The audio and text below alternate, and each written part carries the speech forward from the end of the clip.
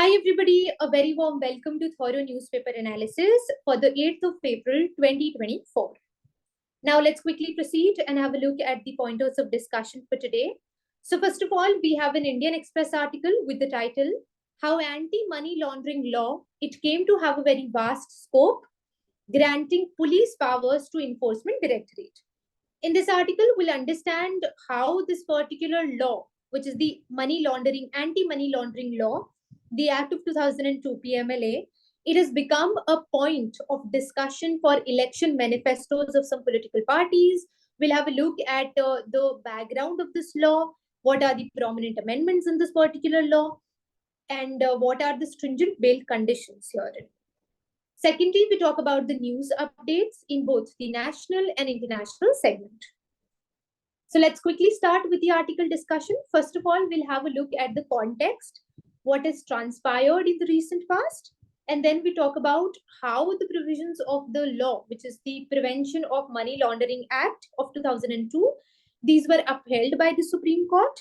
Then we have an understanding of what is the background of it, how it was enacted, and the two prominent amendments. See, very recently, the Congress party released its manifesto, and in its manifesto, which is called the Nyay Patra, for the 2024 Lok Sabha elections, it stated that if the political party it is voted to power, it will put an end to the weaponization of laws and to arbitrary criminal processes like searches, seizures, and attachments and indiscriminate arrests. It also promised to enact a law on bail that will incorporate the celebrated principle in our criminal law, which is that bail is the rule and jail is in fact the exception. This promise, which is included in chapter on saving democracy, removing fear, restoring freedom, which was a part of a section on defending the constitution in the manifesto, it is seen by a lot of people as an indirect reference to the current actions of the enforcement directorate in, let's say, arresting political party leaders of, to give you a very recent example, AAP leaders in the liquor scam of Delhi and a couple of other similar arrests, and the Prevention of Money Laundering Act. This law, it gives ED the power to take coercive actions against politicians who are indulged in corrupt practices.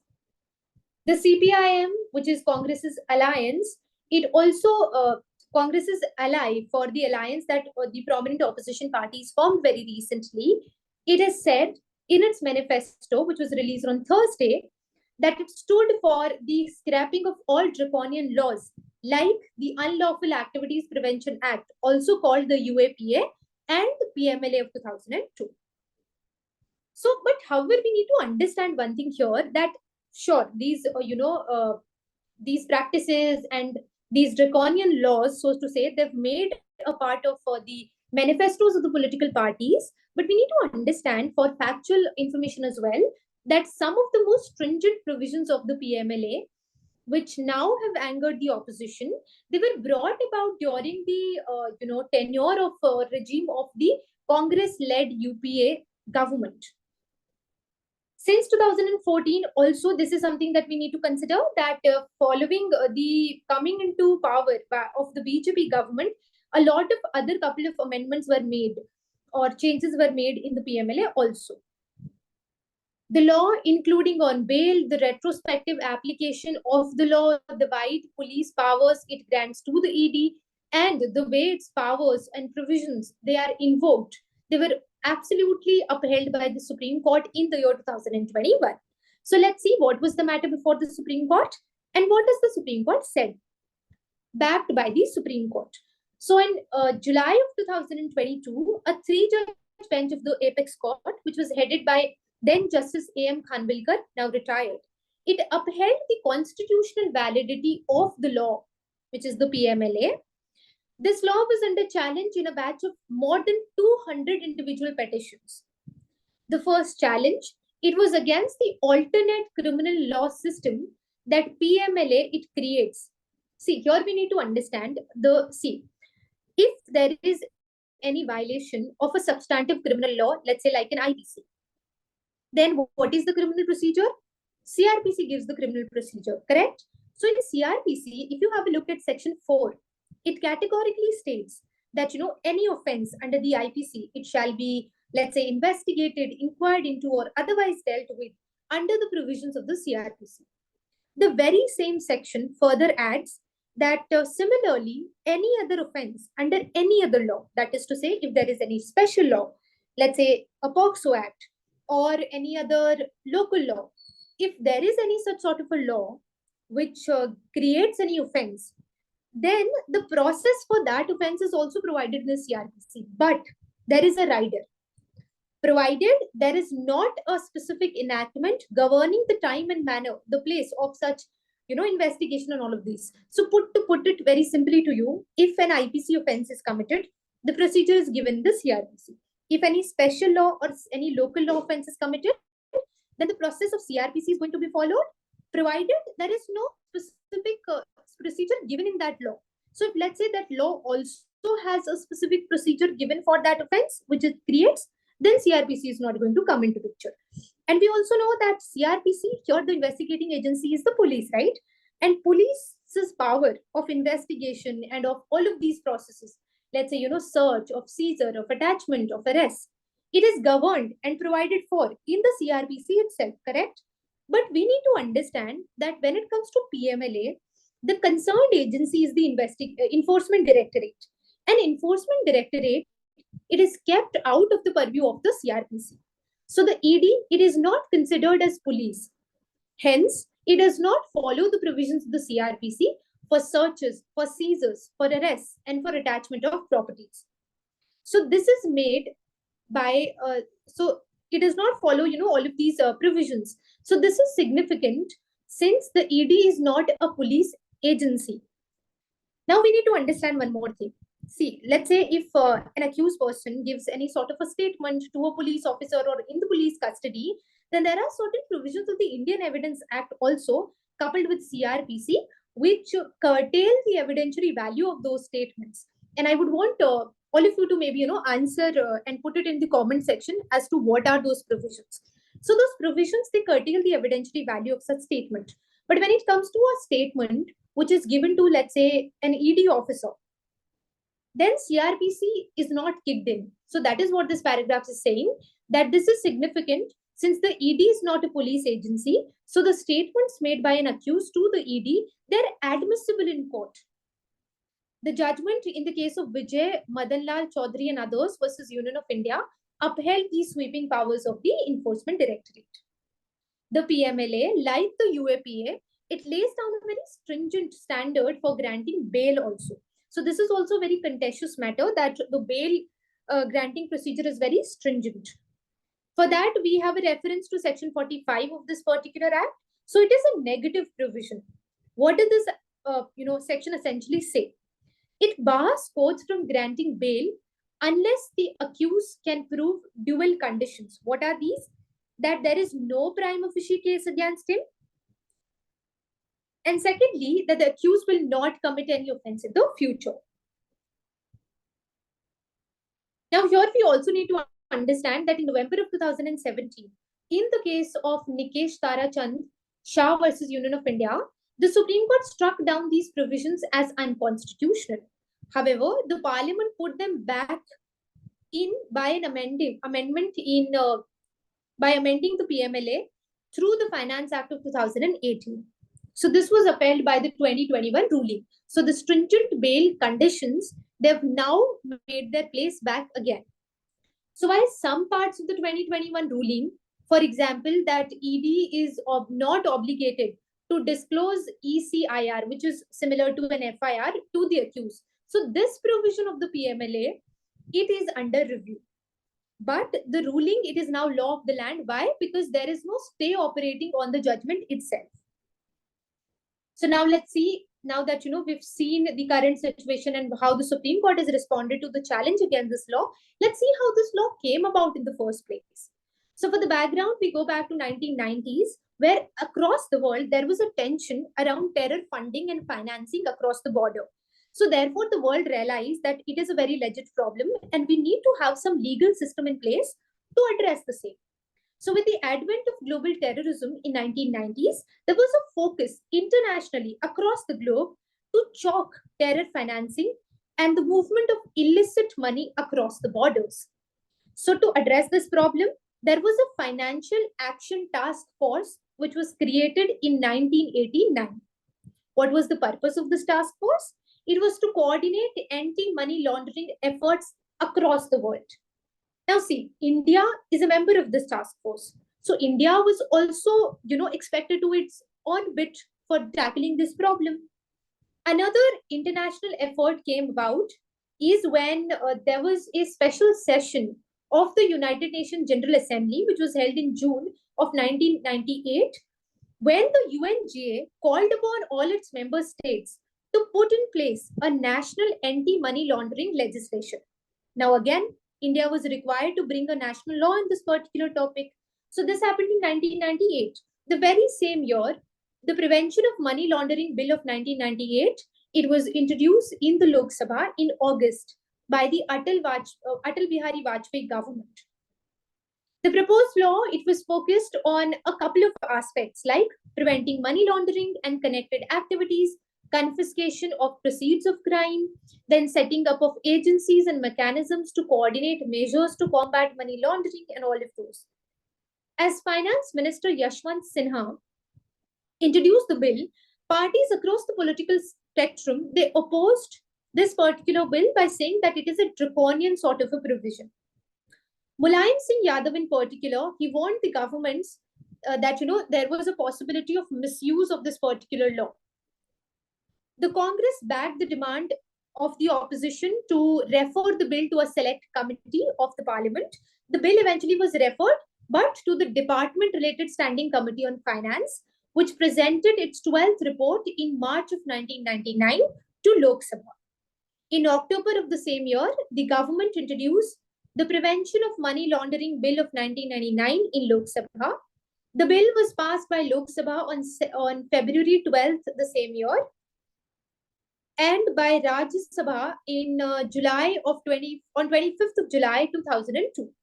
However, it came into force on the year 2005 after rules were framed by the UAPA government. So what we need to understand is efforts started in 1990s across the globe, then India resonating these voices in the global stage, at the global stage. The Vajpayee government brought about this law. It came into force during the UPA regime.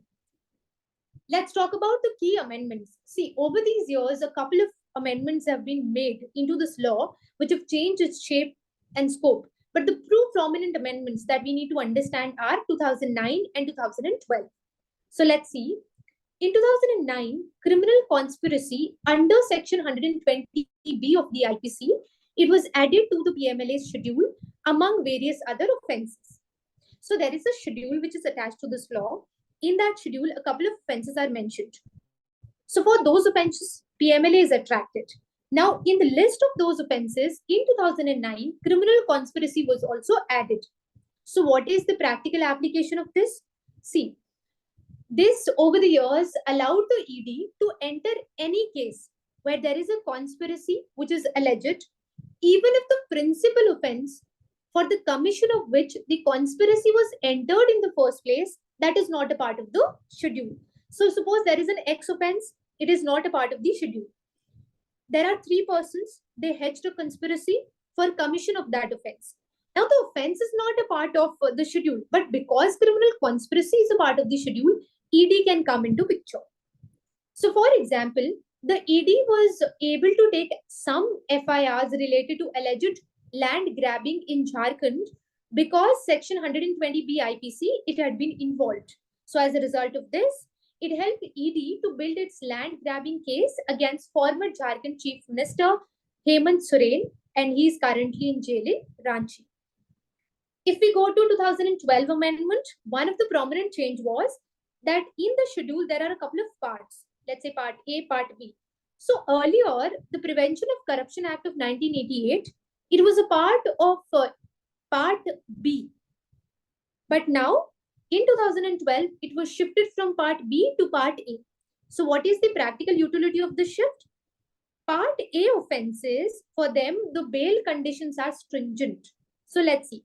The PMLA, it was amended to move the Prevention of Corruption Act to part A, of the statute schedule from Part B that we've discussed. From Part B, it is shifted to Part A. Now, this was a significant move because it applied stringent bail conditions to those who are accused of corruption. So see, Section 45, subsection 1, we've already seen dual conditions are to be met. So it requires that the public prosecutor must be given an opportunity to oppose any application for release on bail. Where the PP opposes bail, there the court must be satisfied that there were reasonable grounds to believe that the accused was not guilty and was unlikely to commit an offense if granted bail.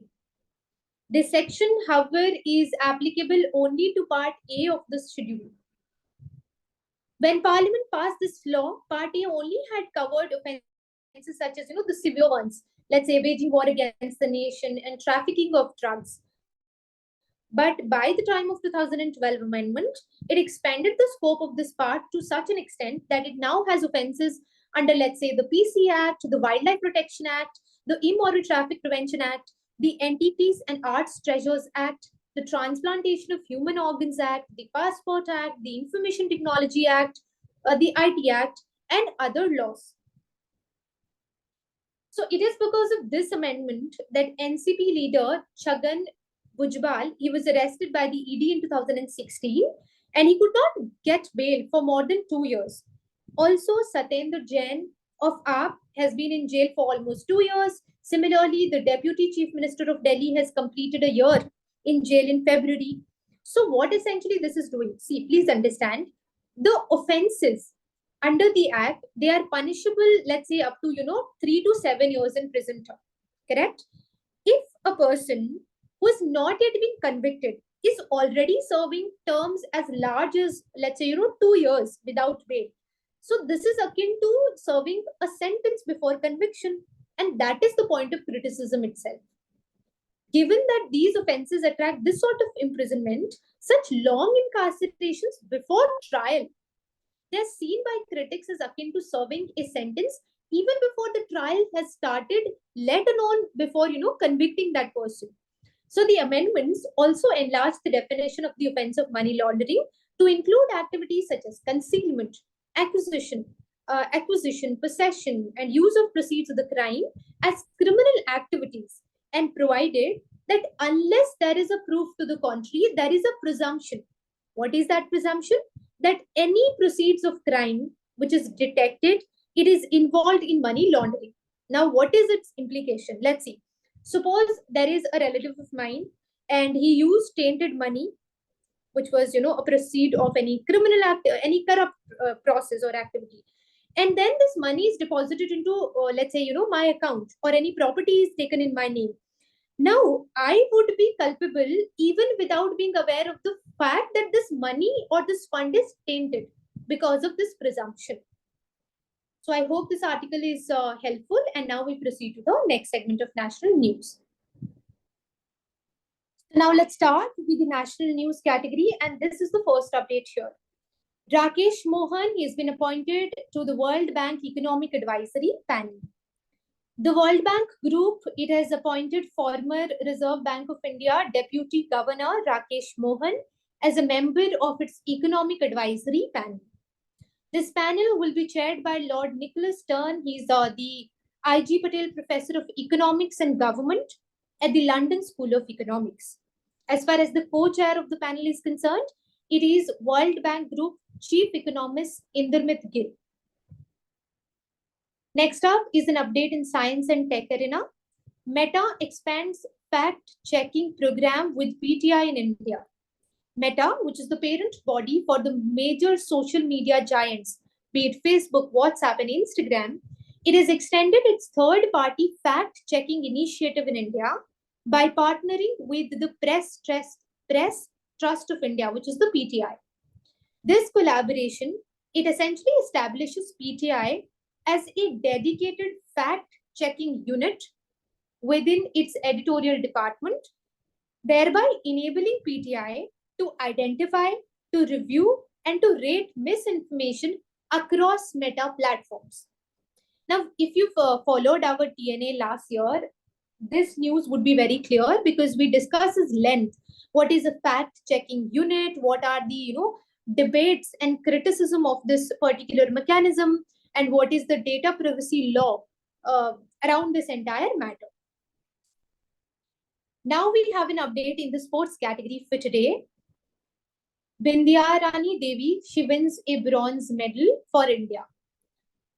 The IWF, which is the International Weightlifting Federation World Cup 2024 in Thailand, it was held from 31st of March to April 11. This event was organized by the International Weightlifting Federation, which is the world governing body for conducting weightlifting events for both men and women category.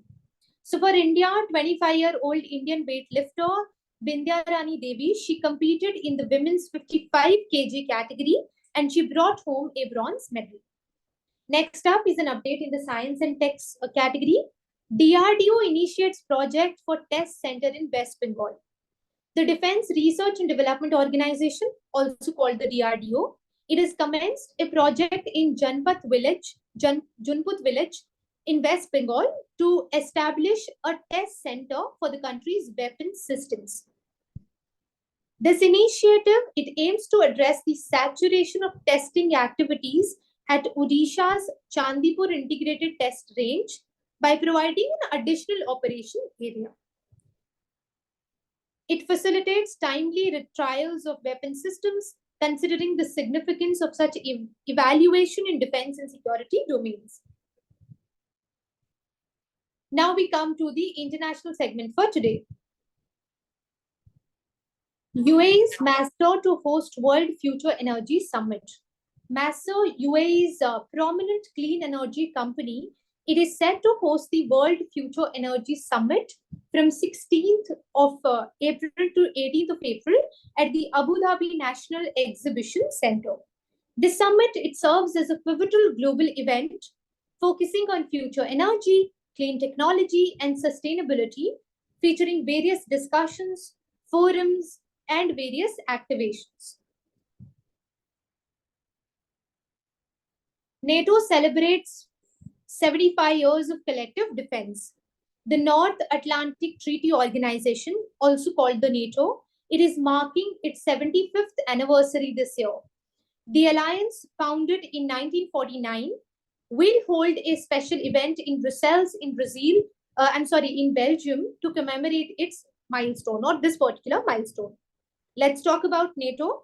So it is an alliance of countries from Europe and North Antarctica. It provides a unique link between these two continents, enabling these countries to consult and cooperate in the fields of defense and security and conduct multinational crisis management operations together. Let's talk about NATO's founding and expansion efforts and how it came about. NATO was originally founded by 12 countries, including the United States, Canada, and several Western European nations. NATO's membership, it has almost tripled, with 30 countries now being part of this alliance. Recently, Finland became its 31st member in April of 2023, last year. Sweden has also been accepted as the 42nd member, and Hungary is in the process of ratifying its accession. It was formed in the year 1949, headquarters is in Brussels, Belgium, and there are currently total 32 members. So this has brought about an end of our TNA. In case you want to get access to the free study materials that LawSikho curates or the TNA slides that have been used in this video, I would highly encourage all of you to join our Telegram channel for the same purpose. You may scan the barcode here or click on the link which is given in the description for joining the Telegram channel. These are the point of contacts in case you want to get in touch with LawSikho. Thank you for being with us and have a wonderful day ahead.